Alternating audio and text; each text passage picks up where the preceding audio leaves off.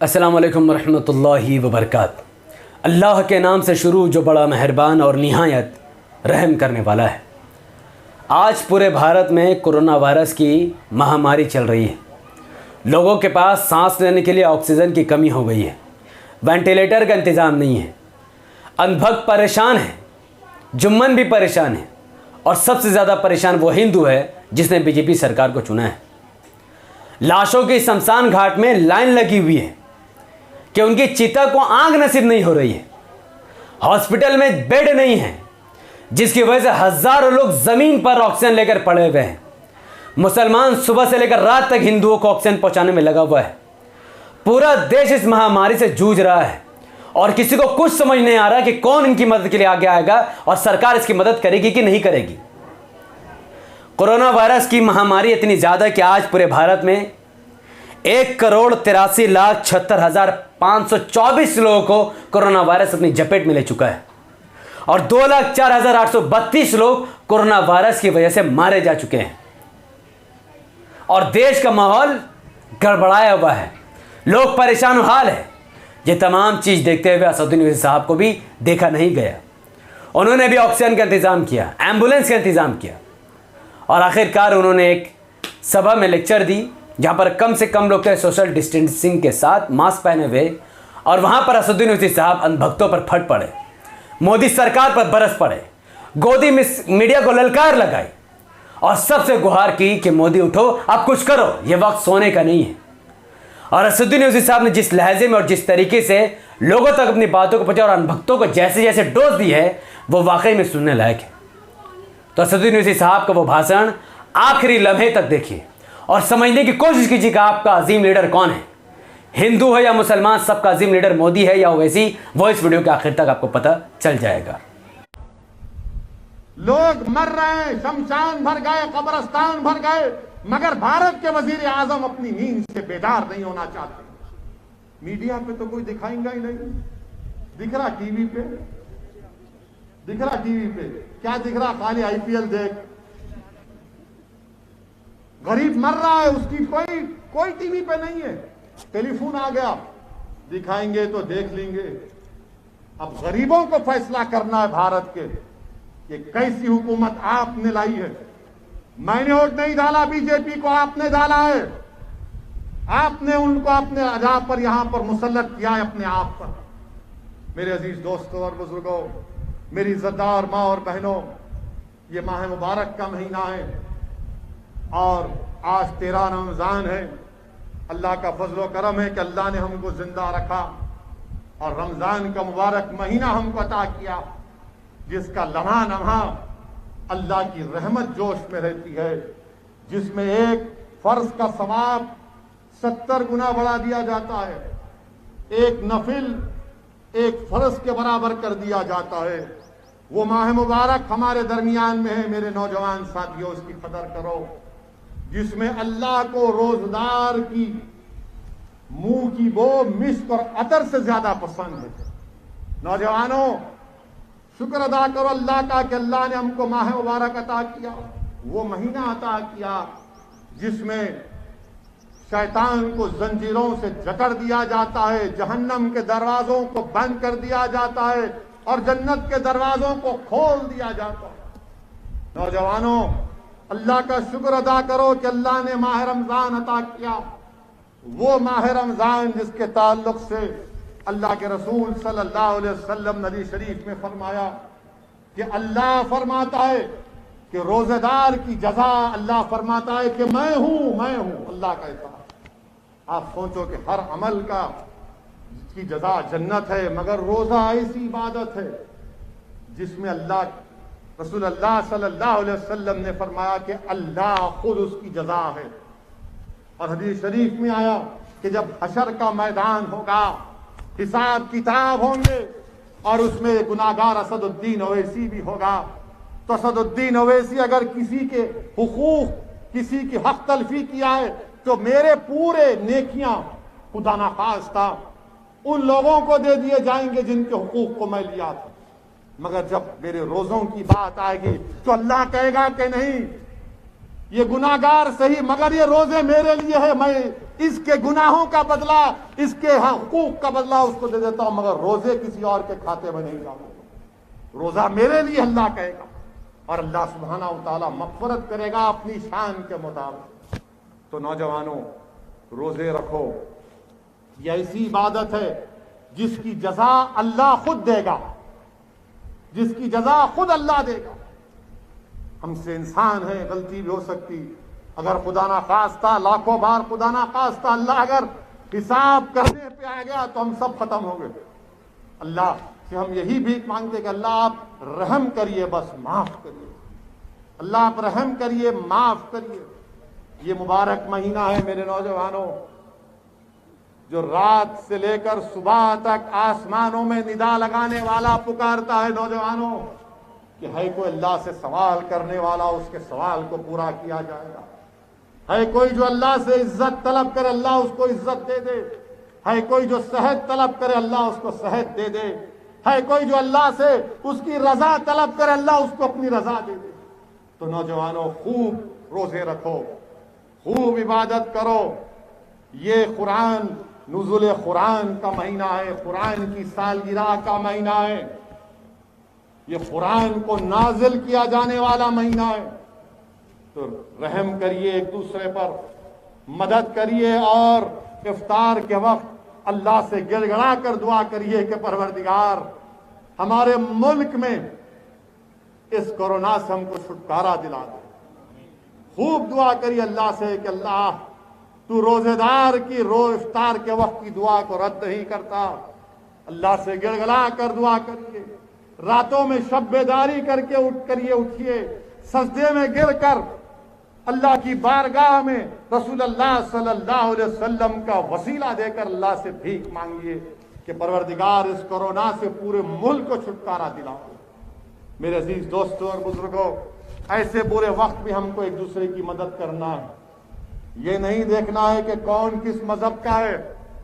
یاد رکھو، اگر آپ کسی کو جانتے ہیں دولت ہے تو تم دولت مند ہو تو اس کا مطلب یہ نہیں کہ اللہ تم سے راضی ہے، اور اگر کوئی غریب ہے تو اس کا مطلب یہ نہیں کہ اللہ اس سے ناراض ہے۔ اللہ اس سے راضی ہے جو متقی اور پرہیزگار ہے، اللہ اس سے ناراض ہے جو اللہ کا باغی بن جاتا، گناہگار بن جاتا۔ تو جس کو اللہ نے دولت دی، دو مدد کرو غریبوں کی، یہ دولت تم کو اللہ کی طرف سے دی ہوئی ہے، یہ تمہاری نہیں ہے، غریبوں کو دو۔ تمہارے پڑوس میں اگر کوئی غیر مسلم بھی ہو، دلت ہو، ہندو ہو، کوئی ہو، اگر بھوکا ہے تو کھانا کھلاؤ، اس لیے کہ یاد رکھو قرآن کریم میں اللہ نے فرمایا کہ جب جہنم میں لوگوں کو ڈالا جائے گا تو اہل جنت ان کو دیکھیں گے، ارے تم جا رہے جہنم میں؟ بولے کیوں جا رہے؟ وہ بولیں گے دو چیز کی وجہ سے، ایک نماز نہیں پڑھتے تھے اور دوسرا بھوکوں کو کھانا نہیں کھلاتے تھے۔ تو نماز بھی پڑھنا ہے اور بھوکوں کو، مسکینوں کو کھانا بھی کھلانا ہے۔ یہ نہیں کہا جا رہا ہے کہ صرف مسلمان کو کھلاؤ، یہ کہا جا رہا ہے کہ جو بھوکا ہے اس کو کھلاؤ۔ آج اس کو کورونا کی وجہ سے جس کو نریندر مودی ذمہ دار ہے، ان کی حکومت ذمہ دار، ان کی وجہ سے لوگ برباد ہو رہے ہیں، معیشت تباہ ہو رہی ہے۔ میرے عزیز دوستو، میرے بزرگوں، جن کو اللہ نے صاحب استطاعت بنایا ہے، جن کو اللہ نے عزت دی ہے، مدد کرو۔ اگر تم سیاستدان ہو، اگر تم ڈاکٹر ہو، بزنس مین ہو، اگر تم رئیس ہو، اگر کچھ بھی ہو تمہارے پاس، مدد کرو، کثرت سے دعا کرو، تلاوت کرو، اللہ سے بھیک مانگو۔ میرے بھائی، بہت برے حالات ہیں، بہت برے حالات ہیں۔ اسپتال میں جگہ نہیں مل رہی ہے، اسپتال میں جگہ بھی نہیں مل رہی ہے۔ اور میری بات کا یاد رکھو، آپ اگر 80% ملک کی آبادی کو ویکسین نہیں لگے گا، تیسرا ویو آئے گا، پھر آئے گا، خدا نہ خواستہ، خدا نہ خواستہ۔ متحد رہیے، مجھے یقین ہے کہ آپ میری ان باتوں پر ضرور غور کریں گے۔ میں آج تو آنا بھی نہیں چاہتا تھا، مگر یہ الیکشن کمیشن الیکشن کرائی۔ ان کو تو الیکشن نہیں کرانا چاہیے تھا، ریاستی الیکشن کمیشن کو۔ جب لوگ تڑپ رہے ہیں کورونا میں، آپ نے الیکشن کروایا، ٹھیک ہے، مگر 30 تاریخ کو آپ اپنے گھر سے نکلیے، اپنا ایک اور مجلس اتحاد المسلمین کے انتخابی نشان پتنگ پر مہر لگا کر अपनी पार्टी को कामयाब और कामरान करिए।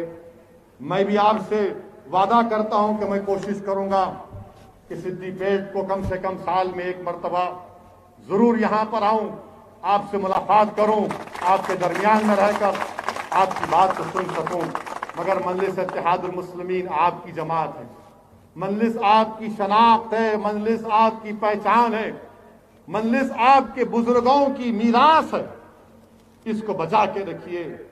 मेरी जिंदगी का भरोसा नहीं, एक दिन जरूर जाऊंगा मैं इस जमीन की खाक में मिल जाऊंगा, मगर अल्लाह जब तक मुझे जिंदा रखेगा मैं ना सिर्फ सिद्दीपेट बल्कि मुल्क के कोने कोने में जाकर अपने हक की आवाज को बुलंद करूंगा, अपने हकूक के मुतालबे की आवाज को बुलंद करूंगा, मेरी जमात के परचम को फैलाऊंगा। ये मेरी जिंदगी का मकसद है और हम ये काम करेंगे चाहे किसी को पसंद आए या ना आए। हमको सिर्फ अल्लाह को राजी करना है, हमको जमीन वालों की तरफ नहीं देखना है, उनकी रजा नहीं देखना है, हमको अल्लाह की तरफ अल्लाह को राजी करना है, हमको अल्लाह के लिए काम करना है। हमारी नीयतों में इखलास होगा तो जरूर अल्लाह सुब्हानहू व तआला हमारी मदद करेगा। मैं हुकूमत हिंद से मुतालबा कर रहा हूं, भारत के वजीर आजम से मुतालबा कर रहा हूं कि उठो उठो मोदी जी, ख्वाब गफलत से उठो। इस देश की जनता परेशान है, इस देश की जनता रो रही है, इस देश की जनता देख रही है कि कहां हमारी हुकूमत, कहां वो हमारे जिसको हमने वोट डाला था, कहां आप नजर नहीं आ रहे। आप दूर दूर तक आपकी हुकूमत के आसार नजर नहीं आ रहे, सुमसान वीरान नजर आ रहा है। भारत के वजीर आजम देखो, उन चिताओं के, उन जलती हुई लाशों के धुआं को महसूस करो, उन कब्रस्तानों में दफनाने वालों की आहों को महसूस करो। ये हुकूमत को उठना पड़ेगा। ये हुकूमत अगर नहीं उठेगी तो फिर तुम हुकूमत करने के लायक नहीं हो। तुम हुकूमत तो कर लोगे मगर याद रखो तुम आवाम का इत्मीनान और जो मॉरल राइट है उसको खो दोगे। हुकूमत का काम है कि पहुंचना चाहिए।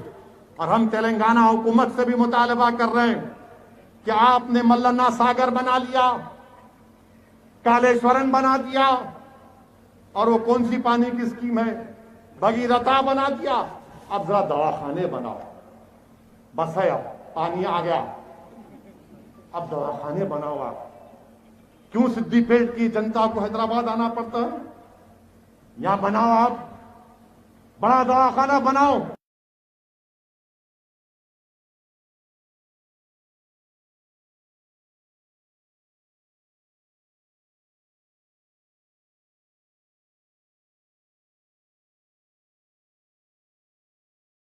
तो आप सबने देखा कि एक तरफ नरेंद्र मोदी है जिसने पूरे देश को मरने के लिए छोड़ दिया, और एक तरफ असदुद्दीन ओवैसी है जो आज भी ambulance, hospital, bed, ventilator, oxygen का इंतजाम कर रहे हैं ताकि कम से कम लोग मारे जाए। तो बताइए आपका नेता कौन है? कौन पीएम बनने लायक है? जिसको हिंदुओं ने चुनकर पीएम बना दिया वो, या वो असदुद्दीन ओवैसी जो मुसलमान जिसको वोट देना ही नहीं चाहता है? कौन पीएम बनने लायक है? एक तरफ बैरिस्टर असदुद्दीन ओवैसी साहब है, पढ़ा लिखा नेता, एक तरफ चाय वाला पीएम मोदी जाहिल नेता, और आज वो पीएम बना हुआ है और असद साहब एमपी बने हुए हैं। ऐसा कब तक चलेगा? मैं एक बात कहकर अपनी बातों को ख़त्म कर दूंगा कि नरेंद्र मोदी को पता था कि आने वाले वक्त में बीमारी आएगी, हर साल बीमारी, हर 100 साल में बीमारी आती है। उसके बावजूद नरेंद्र मोदी ने पिछले 7 साल में एक भी नया हॉस्पिटल नहीं बनाया, और इसने 3,500 करोड़ की लागत से सरदार वल्लभ भाई पटेल की मूर्ति बना दी, क्योंकि हिंदुओं को तो मूर्ति पसंद है, मुसलमानों के इस्लाम में मूर्ति की कोई गुंजाइश नहीं है। लेकिन हिंदुओं को खुश करने के लिए सरदार वल्लभ भाई पटेल की मूर्ति नरेंद्र मोदी ने बनवा दी 3,500 करोड़ की लागत से। आप जानते हैं इतना ही पैसा का अगर वेंटिलेटर खरीदा जाता तो आज भारत में 75,000 वेंटिलेटर आ जाते। इतने पैसे में 100 हॉस्पिटल खुल जाते, हर राज्य में 5 हॉस्पिटल खुल जाते। लेकिन ऐसा नहीं हुआ, क्योंकि हिंदुओं को जो चाहिए वो मोदी दे रहा है और मुसलमानों को जो चाहिए वो मिल नहीं रहा है। तो उन हिंदुओं के चक्कर में जो बीजेपी को वोट देते हैं वो भी मर रहे हैं और मुसलमान भी मर रहे हैं। तो आपको समझना पड़ेगा कि मूर्ति का नाम देकर वोट मत दो, मंदिर के नाम पर वोट मत दो, बल्कि वोट सिर्फ और सिर्फ असदुद्दीन ओवैसी साहब को वोट दो, ताकि आपको hospital, school, institute, college, ventilator, oxygen, ambulance और तमाम सुविधा के सामान मिल सके, ताकि देश में कम से कम ऐसी आपदा आए और कम से कम लोगों की मौत हो। बहुत बहुत शुक्रिया। इस वीडियो को लाखों लोगों तक पहुंचाने के लिए आपको मात्र एक काम करना है। यूट्यूब का एल्गोरिथम कहता है कि जब किसी वीडियो पर इंस्टेंट लाइक, जब किसी वीडियो के लिंक को धड़ाधड़ व्हाट्सएप, फेसबुक, इंस्टाग्राम में शेयर किया जाता है, और जब किसी वीडियो पर लोग धड़ाधड़ कमेंट करके अपनी बातों को रखते हैं कि वीडियो कैसी लगी, वीडियो कहां तक आपको ठीक लगी, कहां तक गलत लगी, इस वीडियो में आप अपनी क्या राय देना चाहते हैं, तो यूट्यूब ऐसे वीडियो को लाखों लोगों तक धड़ से पहुंचा देता है। तो इस वीडियो को लाइक करें, शेयर करें, कमेंट करें, हमारे चैनल द पॉडकास्ट को सब्सक्राइब करें, बेल आइकन को हिट कीजिए और मुझे अपनी दुआ में याद रखें। बहुत बहुत शुक्रिया। अस्सलाम वालेकुम रहमतुल्लाहि व बरकातहू। अल्लाह की सलामती रहमत बरकत अब तमाम भाइयों और बहनों पर हो। मैं अल्लाह भी